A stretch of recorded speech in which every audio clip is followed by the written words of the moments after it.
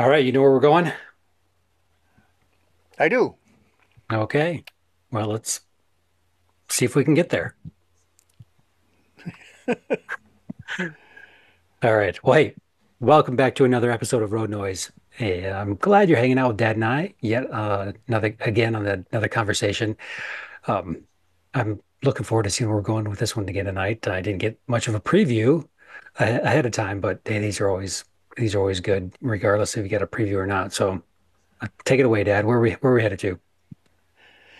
Hey, we're going to head to Alton, Illinois.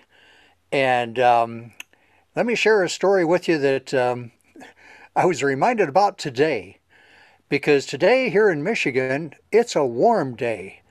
I believe it hit 90. It might have gone up as far as 92. But I know this morning it was saying that the heat index was already at 92 and it hadn't got to the heat of day yet. And so, kind of an unusual day here in Michigan, but it has been a very warm one. And so, that reminded me of when we were doing a vacation Bible school in at a church in Alton, Illinois. And we'd been there several times in the past. So this was not our first time in Alton, and actually not even our first time doing a vacation Bible school there. But it was in the summertime and it was hot. Oh my, was it ever hot. One of the things that asked us to do with our team um, is to go door to door passing out flyers inviting kids to come to Vacation Bible School. Now, this is not a practice that I enjoyed back then, and it's certainly not one that I would even encourage anybody to do today. I believe that today things have changed to the point that going door to door like that would probably not be a safe thing to do. But even back then, we were a bit cautious and we went in twos and we would go down one street with one person on one side of the street, the other person on the other side of the street, and just go door to door, ringing doorbells, knocking on the doors, whatever was available, and passing out flyers. Now, we always stayed close to each other, so we were constantly looking back across the street to see where the other person's at. And our goal was to pass out as many of these flyers as we possibly could every single day. So we're not there to talk to people, just to hand them a flyer, introduce ourselves, and encourage them to send their kids or any kids that they know in the area to the Vacation Bible School that we're doing over here at this church. So that's what we're doing.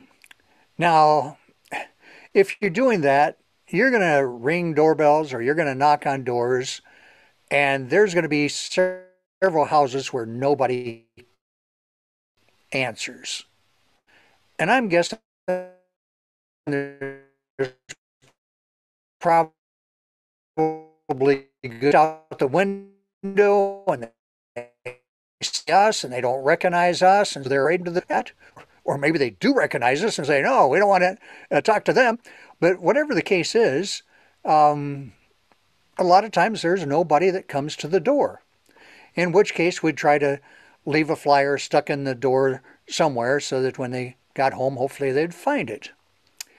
But I always wondered when nobody came to the door of all the possible scenarios of why they didn't come to the door, if perhaps one of those reasons might be because they are dead.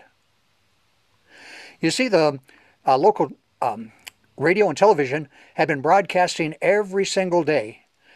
Because of the high heat, they were encouraging people, if you are home, if you do not have air conditioning, please go to the mall, go to a store that has air conditioning, go to a friend's house that has air conditioning, but stay cool. Open a window, do something. And that week, the radio and television had announced that there was over 20 people who had died because of the heat. Most of these people were elderly people that were living alone in houses that did not have air conditioning. And apparently something strange happens. When the human body gets hot enough, your mind kind of plays tricks on you. And you would think that, hey, just go over and open a window, get some air flowing through here. But if your mind plays tricks on you, you don't see the need to open a window. And it just gets hotter and hotter. In fact, I heard that some of these people, they would get to the point where they feel like they were cold instead of hot. And if you're cold, go to bed and put some covers on. Put more covers on. You got to get warm. Well, they would find these people in their beds underneath several layers of covers, but they had died. Now, how sad that people could have lived by just opening a window, by just going someplace. All right, so maybe they didn't have transportation or they didn't have gas to get to a mall or to a friend's house.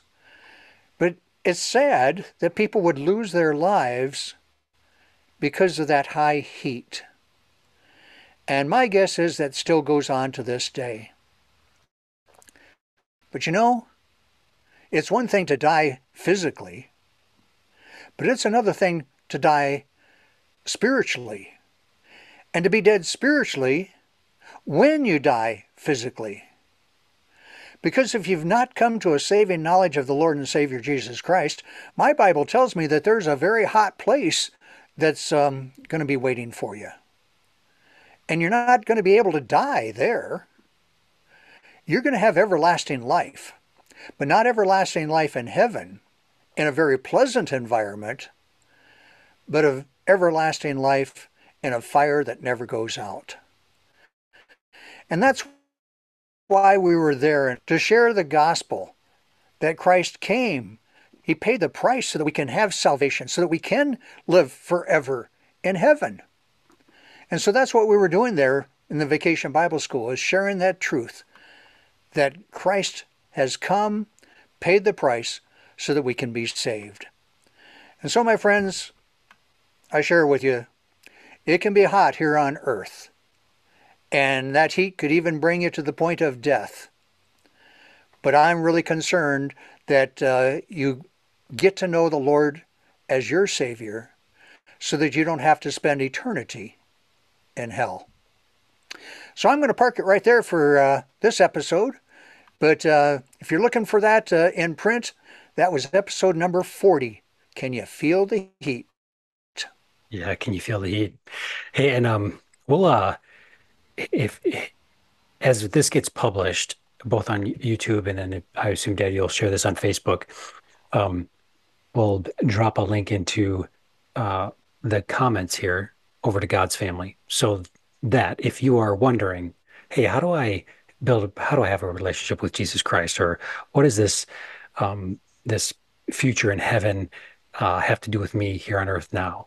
Dad's got a great resource that just what 3 4 minute video um, that will explain to you in some really simple terms just how you can take that next step towards just a greater understanding of what Dad has just walked us through here. So I'll drop that in the YouTube comments, Dad. You can take it over on the Facebook comments. But Great idea. Great idea. all right, well, hey, let's this is a bit a somber reflection just on just how fragile life is, but also aligned with hope that there is a future that is yours for the taking. And yeah, I look forward to dropping these links in the comments, and we'll park it here and pick it up again next week.